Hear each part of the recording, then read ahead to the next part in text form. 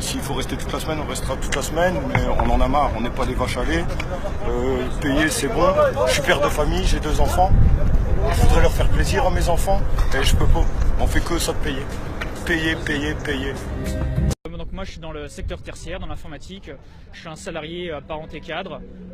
Ici il y a beaucoup de gens qui sont de milieux très divers, il y a des ouvriers, il y a des gens qui sont au chômage, il y a des employés de bureaux, il y a des gens aussi, des jeunes cadres dynamiques, même des entrepreneurs que j'ai entendus dans cette manifestation, il y a vraiment de tout.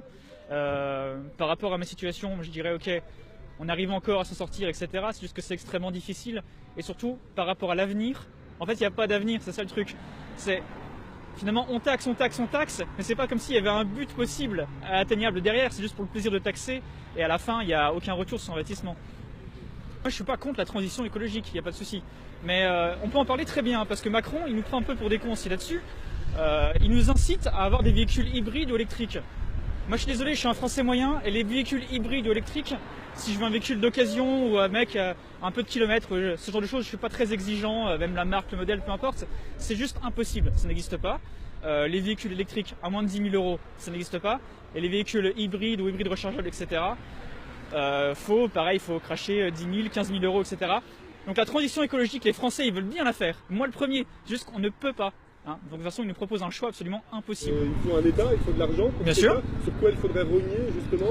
Excellente question. Moi, je voudrais absolument qu'on parle du premier budget finalement de la France. C'est quoi? Est-ce que c'est la police? Est-ce que c'est les hôpitaux? Est-ce que c'est l'armée? Est-ce que c'est l'éducation nationale? Donc on dit que c'est le premier budget de France. C'est absolument pas ça le premier budget de France. Les Français, peut-être qu'ils l'ignorent, mais en tout cas, c'est quoi? C'est le budget, c'est la dette et les intérêts de la dette. Et ça, personne n'en parle. Pourtant, c'est absolument crucial parce qu'en fait, cette histoire de dette qui est une escroquerie pour financer pour donner de l'argent finalement à des intérêts privés qui sont une coalition de banques privées. C'est ça le premier budget de la France, et tant qu'on sera dans cette situation, on n'aura pas de choix finalement de taxer les Français. C'est pour ça que Emmanuel Macron, il n'ose pas le dire parce qu'il n'a pas ce courage politique, mais lui il a besoin juste de fonds pour financer cette dette. Et tant qu'on sera dans cette situation-là et qu'il n'y aura pas de remise en question de cette situation-là, on aura toujours ces soucis de financement et on prendra toujours les Français pour des veaux.